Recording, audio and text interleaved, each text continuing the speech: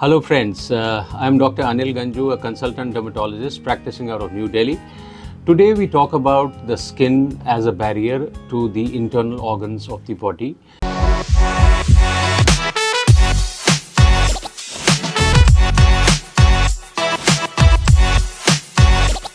Skin is a very important part of the human body.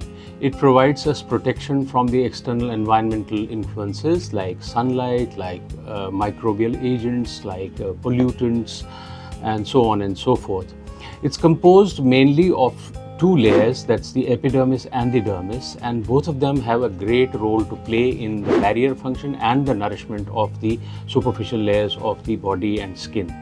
The epidermis is composed of the cells that are known as keratinocytes. It also contains the pigment-forming cells, the melanocytes, which are responsible for giving us the color.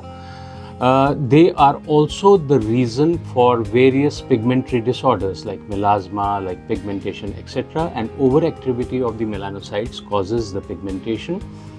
The dermis underneath contains blood vessels, contains various glands, the hair follicle, the sebaceous glands, and various diseases like the acne are associated with the inflammation or disease or disturbance within these hair follicles, sebaceous glands, etc. For example, acne originate from the sebaceous glands which are attached to the hair follicle. So the maintenance of barrier function and the resilience of the epidermis is extremely important and crucial for protecting the various organs of the body. Therefore, hydration of the skin and protection of the skin from the environmental insults like sunlight, like pollution, like irritants, etc. is very important.